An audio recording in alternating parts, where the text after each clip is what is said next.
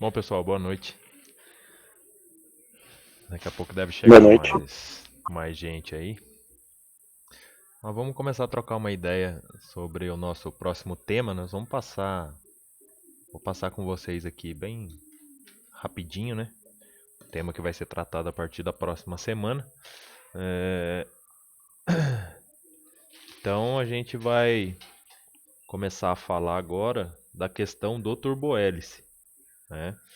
Que são as aeronaves mais comuns que a gente vai trabalhar e o que ele difere do que a gente vinha até então conversando, que eram as aeronaves a hélice, né? Então, o que vai mudar aqui é o seguinte: turbohélice é a definição que a gente dá para uma aeronave onde eu tenho a combinação de uma hélice, obrigatoriamente um conjunto de caixa de redução e um motor a turbina.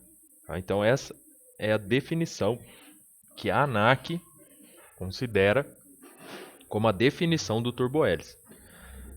Diferença básica: a motorização. Agora nós estamos trabalhando com um motor a turbina. E nas aeronaves a hélice, nós trabalhamos com motor convencional. Tá? O que isso trouxe de melhoria? O que essa diferença na troca de um tipo de tecnologia de motor para outra trouxe para essa aeronave como vantagem? A possibilidade dessa aeronave voar mais alto. A possibilidade desta aeronave voar mais rápido. E a vantagem dessa aeronave consumir menos combustível do que uma aeronave a hélice. Tá? Então a gente sabe, vocês estão estudando aí a teoria de construção de motores, né? Que os motores a reação, eu consigo, com um motor muito menor, um motor bem mais leve, gerar muita potência. Que se eu fosse construir um motor convencional, esse motor precisaria ser muito grande. Basta a gente lembrar aí dos casos, por exemplo, dos grandes motores radiais que a gente utilizava antigamente para movimentar os conjuntos de hélice dos nossos aviões mais antigos. Tá? Então, eles tinham um peso absurdo. Hoje, um motor para uma aeronave aí de pequeno porte, né, e que vai dar para essa aeronave características muito boas de funcionamento, de voo, então vai influenciar diretamente na altitude de operação dessa aeronave, no seu alcance, né? É, Você tem motores aí na faixa de 150 quilos, 180 quilos, gerando 500, 600 bhps, né? Coisa que eu não conseguiria fazer com um motor convencional aí com menos de 350 a 400 quilos. Tá? Então, se a gente olhar os motores convencionais que a gente tem lá na escola, aqueles Lycoming, Continental, que a gente tem lá na escola, aqueles motores ali, eles pesam cerca de 180 a 200 quilos quando estão completamente equipados, tá bom? E eles geram na faixa de 200 HP. Tá? Então, isso é infinitamente menor do que a capacidade de geração de potência de se você for comparar com um Arriel, por exemplo. O Ariel, se eu não me engano, pesa ali algo em torno de 120 quilos. E ele consegue entregar 2 vezes e meia, 3 vezes a potência de um motor convencional de mesmo peso. Tá? Então, essa é uma das grandes vantagens. Né? Lógico, nós vamos ter que incluir esse conjunto de caixa de redução, o conjunto de hélice e tal. Mas, mesmo assim, no final, um turbo-hélice ele vai ter um peso muito menor e uma relação de peso-consumo completamente é, acima do que a gente poderia alcançar com motores convencionais, tá? Então essa hélice agora ela passa a ser operada por um motor de turbina a gás através desse conjunto de caixa de redução, porque eu também não posso jogar toda a RPM do eixo do meu motor diretamente na hélice, porque senão ela iria girar numa velocidade absurda, uma velocidade muito alta, e que levaria todo esse nosso conjunto ao colapso. por conta da velocidade, né, extremamente alta que nós atingiríamos tanto na ponta da pá quanto no conjunto em si. Então, aquela nossa força centrífuga, que é responsável por duas das forças mais destrutivas que vão operar ali no nosso conjunto, né, a radial e a tangencial, elas iriam tornar impossível a operação do conjunto nessa condição. Por isso, essa caixa de redução é necessária para que a gente transforme essa RPM excessiva em algo que a gente realmente precisa para que a nossa aeronave possa operar da melhor forma possível, que é o torque. Então, eu reduzindo a rotação, aumento o torque. Tá? E quanto maior for o disco desse meu conjunto rotativo, menor vai ser a rotação de trabalho dele. Basta vocês compararem com os números, por exemplo, de um helicóptero. Tá? Você vê no caso do Pantera, por exemplo. O Pantera, o seu rotor principal, ele opera ali na faixa de 365 rotações por minuto, gerando na sua velocidade operacional todos os limites utilizados pela aeronave. Se eu exceder esse número de rotações, eu começo a ter vários problemas no meu sistema, por conta, mais uma vez, do tamanho, da relação entre as pás que eu tenho, né, e o meu disco de rotor. Tá? Então cai naquele assunto lá do documentário, em que a gente viu lá que eu posso modificar de duas formas o meu conjunto rotativo para que ele me dê uma melhor eficiência. Tá? Então, é assim que a gente tem que pensar, é assim que a gente trabalha.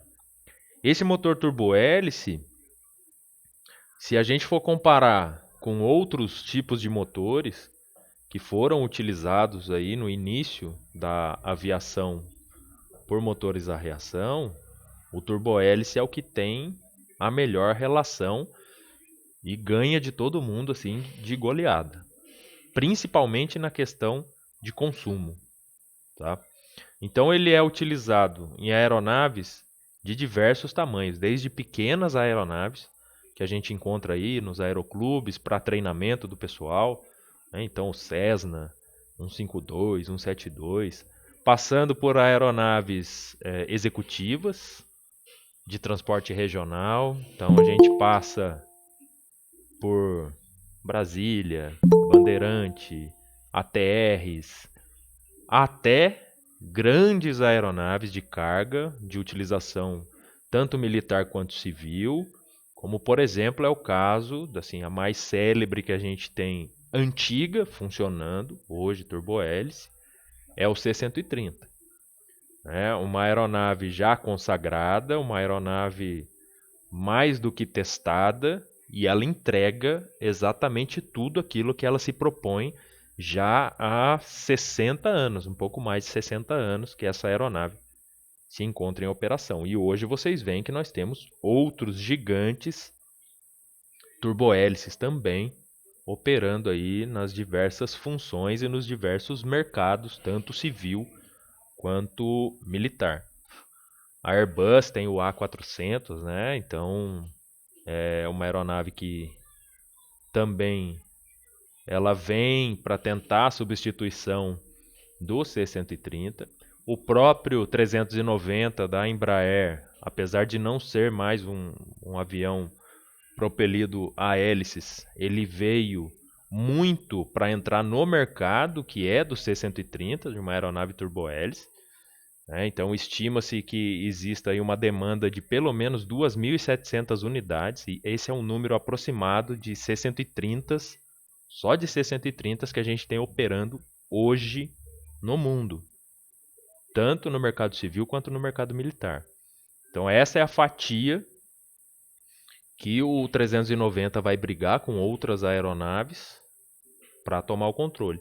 E por que o Hércules ele se mostra como uma aeronave tão competitiva durante esse tempo todo? Justamente por conta desse conjunto que foi muito bem elaborado do turbohélice. onde eu consigo operar com essa aeronave em condições extremamente difíceis e a aeronave mantém-se confiável. Tá? Então, muito vai estar ligado a que tipo de operação eu preciso fazer. Para um turbohélice, essa aeronave não é uma aeronave que vai necessitar de um deslocamento em velocidade superior a 600 km por hora. Não é uma aeronave de corrida. Tá? É uma aeronave subsônica que precisa ter bastante equilíbrio, manobrabilidade, controle e capacidade de carga, com consumo baixo de combustível. O que a gente conseguiu se aproximar mais de um motor turbohélice é o motor turbofan. O turbofan, ele tem uma relação de consumo muito próxima do turbohélice, apesar de ser uma máquina com uma manutenção mais cara. Tá? Então, o turbohélice, ele entrega o que a gente precisa na questão de teto operacional, autonomia de voo, capacidade de carga, manobrabilidade, estabilidade. Beleza? E baixo custo de manutenção. A manutenção dele é o custo por hora de operação de uma aeronave turbohélice é coisa de 30% a 40% mais barata do que uma aeronave turbofan, por exemplo. Tá? Na aviação regional, a gente também vai encontrar muito a utilização do turbohélice, porque são voos curtos. Então é uma aeronave que tem também uma boa relação com pistas que não estão preparadas para receber aeronaves com outro tipo de motorização. Ele tem capacidade de fazer pousos e decolagens em pistas mais curtas. Então, são aeronaves preferidas nesses trechos regionais, por isso vem crescendo tanto a aplicação desse tipo de máquina no mercado regional. A gente vê várias empresas aqui, o mais próximo que a gente tem nessa realidade é a Azul, operando os ATRs, que são excelentes aeronaves, com nível de tecnologia absurdo se comparado a outras, tá? Como Airbus e Boeing. Beleza? São aeronaves extremamente novas, extremamente tecnológicas. Fazer um adendo aqui. Pois não. Esse dia me chegou um YouTube aqui Hum. de uma companhia que está nascendo em Brasília para fazer essa coisa regional aí, a Nela. Sim, sim. LA, Nela Airlines. Isso, eu até postei também na página da escola que eles já disponibilizaram o canal de RH deles, né? Então o pessoal entrar lá. A apostila ela vai tratar de um conjunto turbohélice típico da maioria das aeronaves à época da apostila. Então nós vamos tratar aqui, basicamente, do motor PT-6. Então era o motor que tinha disponível na época. Podemos utilizar o PT-6 que equipa o Bandeirante com plena tranquilidade. É o motor que vocês vão trabalhar nas outras matérias do GMP e é o motor que nós vamos trabalhar atrelados ao nosso conjunto de hélice Hartzell aqui na apostila. Tá? Então, esta parte aqui da apostila vai nos dar uma visão geral de um sistema básico que equipava à época a maioria das aeronaves turbohélices. Então, entendeu o conjunto Hartzell, entendeu a apostila. Mas isso não traz para vocês um entendimento de todos os outros conjuntos que existem. Basicamente, irão funcionar da mesma forma, porém, eles têm algumas diferenças até por questões aí de não pagamento de royalty para outra empresa e desenvolvimento de uma tecnologia melhor do que o do cara que está competindo com você, seu competidor. Né? Porque se a sua for igual a de uma empresa que já é consolidada no mercado, não tem por que eu comprar a sua, sendo que no outro eu já tenho garantia, isso já é testado há muitos anos e tudo mais. Então você precisa oferecer alguma coisa diferente para o cara comprar o seu produto. Então, ao contrário de um motor turbojato, que à época era o que a gente tinha, então não tinha essa questão de turbofan. O turbofan é um motor mais novo, ele veio sendo desenvolvido depois com a necessidade da melhoria da eficiência, da redução de consumo, da redução de ruído. Né? Porque um turbojato, o ruído dele é absurdo, é muito alto.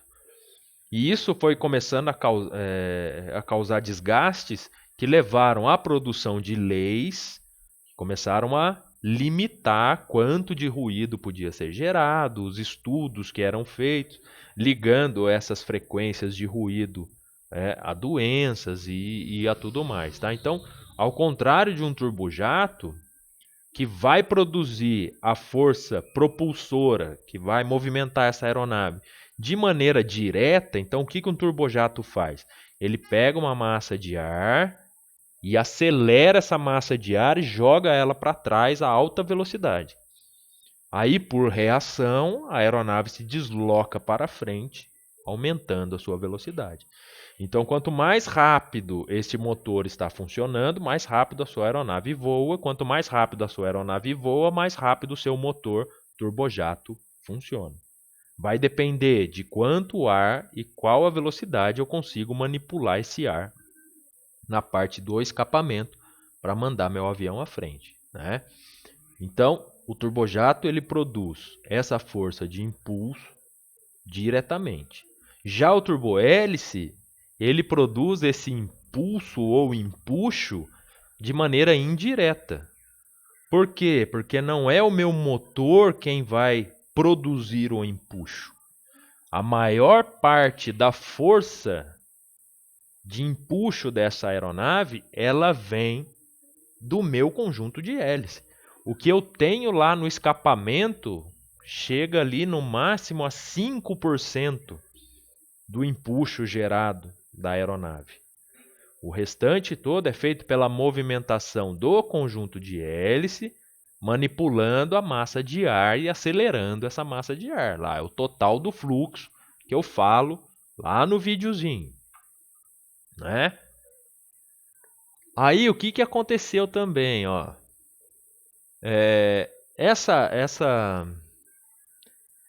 Esse conjunto de compressor e turbina, ele fornece o seu torque, que é a redução da velocidade, né?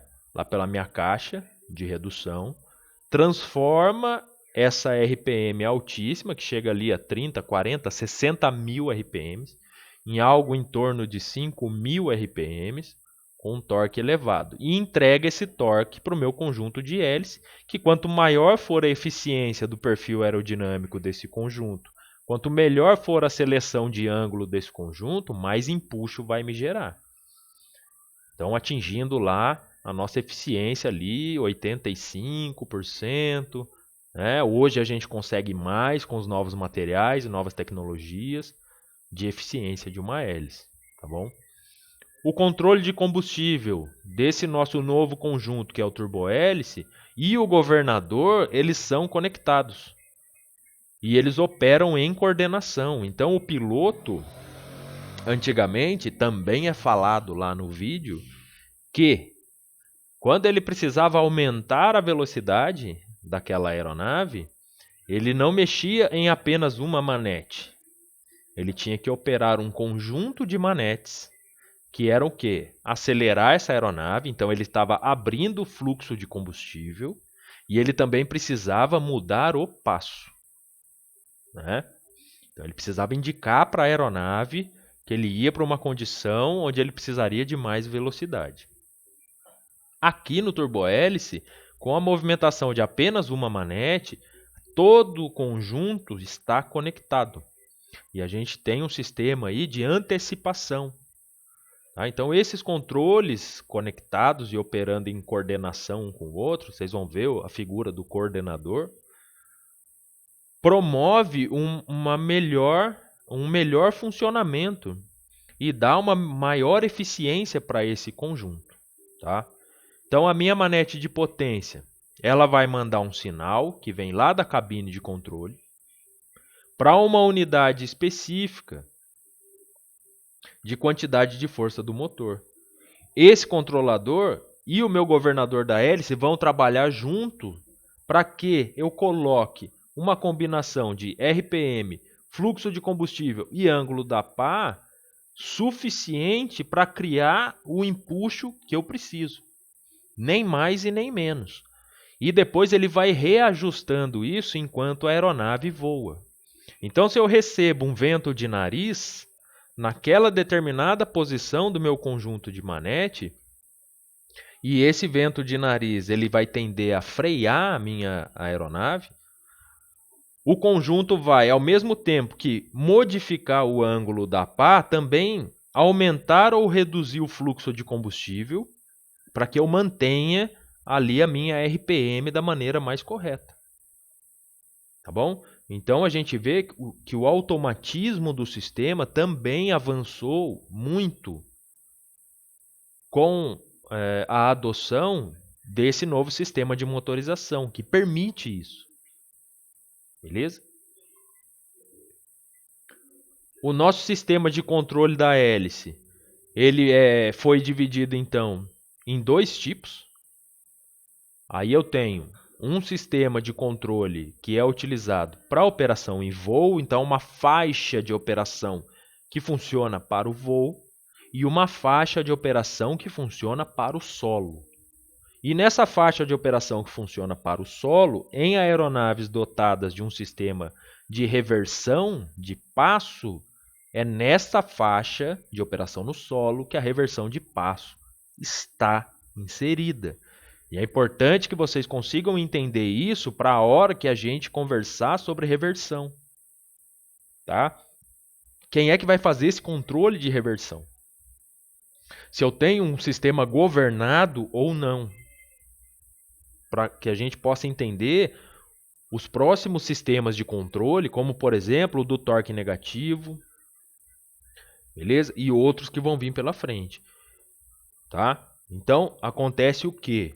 Para o voo, o ângulo da pá de hélice e o meu fluxo de combustível, para qualquer posição em que minha manete estiver ali, porque o quadrante de manete ele é dividido em porções operacionais.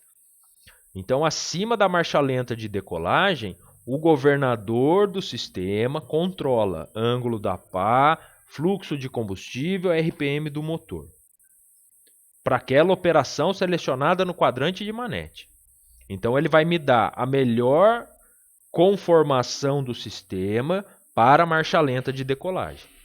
Se eu vou para a aceleração de decolagem, ele vai ajustar todo o sistema para o melhor funcionamento naquela operação. Decolei, vou fazer a minha rampa de subida. Ele vai me dar ali a melhor condição de rampa de subida. Cheguei no meu nível de voo pré-determinado. Vou nivelar e colocar a manete na posição cruzeiro, ele vai fazer toda a reconfiguração do sistema para a posição de cruzeiro. Aí o piloto não precisa ficar lá, por exemplo, mexendo na manete de mistura. Lembra que tinha isso lá na aeronave a hélice, no motor convencional? Que o piloto tinha que ir lá, ajustava a aceleração, o ângulo e aí a mistura. Enriquece, empobrece, enriquece, empobrece. O cara tinha que mexer em 3 manetes. Agora não, ele faz isso em uma só. E o sistema automaticamente toma forma para funcionar da melhor maneira possível na condição escolhida. Logicamente, essas condições são configuradas por alguém. E esse alguém que configura as condições que a aeronave vai apresentar durante o voo somos nós. E todas essas configurações, elas estão lá no manual da aeronave. E nós vamos ter que agir em várias peças do sistema para que a gente consiga atingir a configuração correta e ideal e que está lá descrita no manual de manutenção. Mas para isso eu preciso conhecer tanto o manual quanto o conjunto e entender como ele funciona para conseguir encaixar tudo isso e interpretar o que está sendo pedido ali. Por que eu estou executando aquela tarefa naquela ordem? Lá no podcast a gente comentou lá, e eu até brinquei, eu falei que o mecânico, para ele ser bom, ele precisa só ler. Que daí quase que todo o trabalho dele estava concluído. Mas o Raimundo colocou uma observação que eu acho que, na verdade, saber ler corresponde a 30%.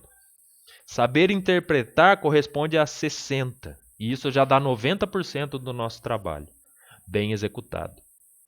Saber ler e, principalmente, saber interpretar o que está sendo lido. Entender o que está sendo pedido e reconhecer dentro do texto esse sistema, conseguir enxergar isso. Mesmo, muitas vezes, sem estar de frente para o conjunto. No caso de você operar como um mecânico de voo, você fatalmente não vai poder sair desse avião para ir lá conferir um conjunto em funcionamento ou parado durante o voo. Você vai ter que enxergar o diagrama, o esquema desse conjunto lá no manual, na sua cabeça, para definir onde é que está a falha e como é que eu resolvo essa falha, ou como eu pelo menos minimizo o impacto que essa falha vai ter no funcionamento da minha aeronave como um todo. Tá? Então, acima de marcha lenta, acima da posição de marcha lenta, o meu sistema é governado automaticamente. Então, o governador toma conta dos posicionamentos. Abaixo dessa posição de marcha lenta, né, que é o flight idle, a coordenada programação de RPM e ângulo da pá vai se tornar incapaz de manejar o motor de maneira eficiente. O que a apostila quer dizer com isso? Então, abaixo da marcha lenta, o meu governador não consegue comandar angulação de pá e nem fluxo de combustível. Quem vai ter que fazer isso é o piloto, tá? Essa gama de solo é chamada de limite beta. Então, viu lá na prova da ANAC, limite beta, anotem isso aí. Depois eu vou frisar bastante na videoaula da semana que vem. Limite beta é o limite não governado, onde o governador não tem ação. E por que o governador não tem ação? Porque a nossa RPM está tão baixa que a pressão de óleo fornecida para o governador e o próprio funcionamento do governador não são capazes de operar a mudança de passo, a mudança de ângulo de cada uma das pás, tá? Eles não são capazes de operar o sistema, tá bom? Porque a minha rotação ela está baixa, beleza? Então, o limite beta é o limite não governado de um conjunto de hélice. Esta pergunta cai todo ano nas provas. Limite beta. Tá bom? Então, no limite beta do quadrante das minhas manetes, ângulos da pá não são comandados pelo governador, mas sim pela posição de uma manete de potência. Tá? Então, a manete de potência que vai ditar em qual ângulo estarão as nossas pás. Mais uma vez, a importância do nosso trabalho. Por quê? Porque somos nós também, mecânicos, que vamos configurar o sistema, que vamos configurar o ângulo para as condições de limite beta. Então, nós vamos ter que ir lá e medir o ângulo. Se, com a minha manete de potência abaixo da marcha lenta, numa condição X, eu tenho ângulo Y lá na minha pá. E, logicamente, vou ter que checar todas elas. Tá bom?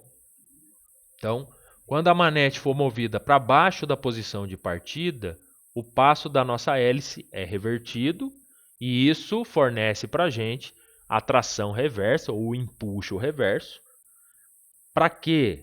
Isso aqui foi feito para desacelerar a aeronave. O reverso ele foi concebido para auxiliar a frenagem da aeronave, tá?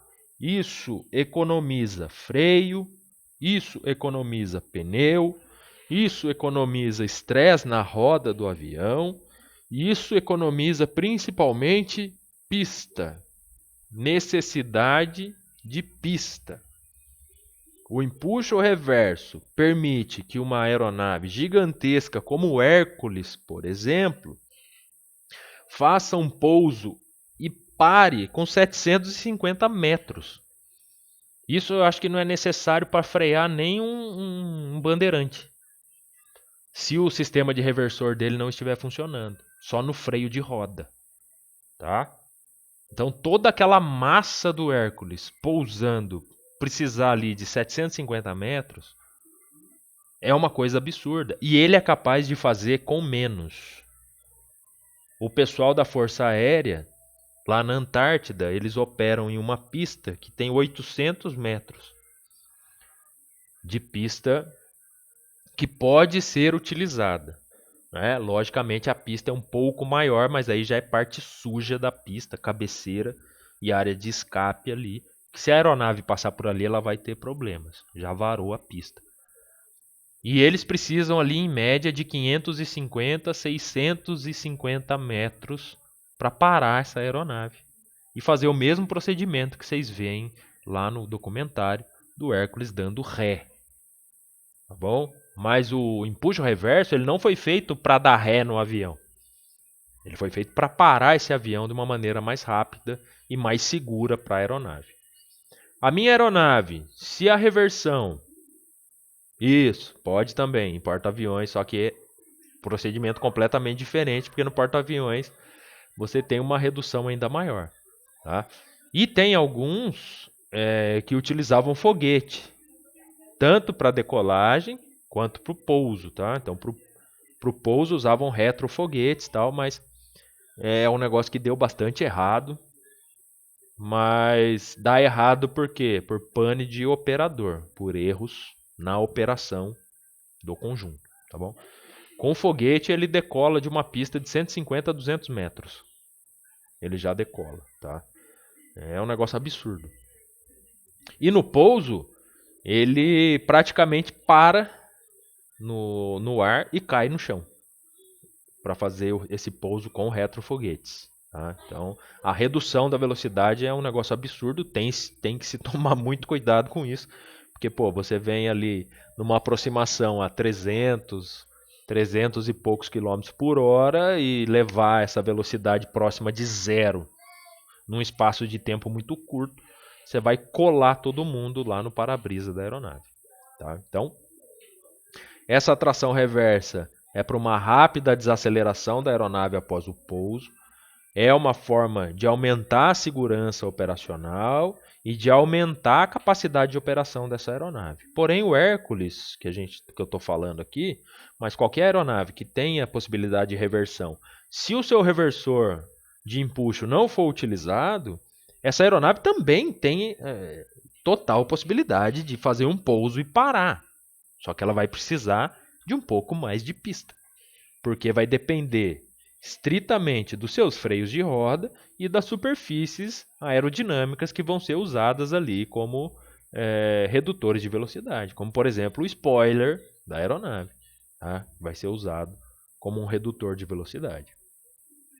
O reversor de empuxo ele nos dá um ganho ainda maior nessa questão e faz com que eu pare esse avião muito mais rápido, tá bom? No nosso turbohélice, as mudanças de força, elas não estão relacionadas com a velocidade do motor, tá? Mas com a temperatura de entrada da turbina. Então, a gente vai ter que acompanhar mais um dado, que é a temperatura na entrada da turbina. Medindo a temperatura na entrada da turbina, eu consigo definir qual vai ser a potência final gerada ali naquele motor, se eu vou estar extrapolando o limite operacional ou não. E por que eu vou medir na entrada da turbina e não lá dentro da câmara de combustão? Porque dentro da câmara de combustão, eu atinjo uma temperatura tão absurdamente alta que os materiais que eu tenho disponíveis, eles não conseguem aguentar aquela temperatura. Então, se eu tiro essa temperatura da entrada da turbina, eu consigo saber a qual temperatura a minha câmara de combustão está funcionando. Tá? A entrada da turbina ela fica depois da câmara de combustão. Tá bom? Porque eu já tive aluno que veio perguntar para mim e falou: pô, professor, mas vai medir a temperatura na entrada da turbina, vai pegar a temperatura do ar de admissão. E aí eu fiquei olhando para a cara do aluno, perplexo com o que ele tinha me falado, e falei, cara, mas da onde que você tirou essa ideia? O que tem a ver entrada de turbina com admissão de ar? Se o ar que vai bater ali na entrada da turbina é só resíduo de queima da câmara de combustão. Na minha cabeça eu tinha isso nítido. Só que ele não tinha isso nítido. Por quê? O que ele tratava como turbina? Onde é que está o erro desse aluno? Ele tratava como sendo o motor inteiro? Exatamente. Por isso que a gente é chato. Os dois que responderam certo. Quem respondeu no áudio e quem respondeu no chat. Por isso que a gente é chato em falar que aquilo que tem pendurado na asa, que aquilo que tem preso lá na parte traseira do avião, não é uma turbina. Aquilo é um motor. Dentro dele, eu posso ter uma turbina, eu posso ter 17 turbinas. Isso depende. Turbina é uma parte componente do motor. E se eu confundo uma parte componente com o todo, eu caio nesse erro aqui, ó, de não conseguir entender qual é a relação que eu tenho em medir temperatura de entrada de ar na admissão com o funcionamento do motor e geração de potência. Tá? Então, em helicóptero, vocês vão conhecer isso como T4. Tá bom? Essa é a temperatura da saída dos gases. Lá da câmara de combustão.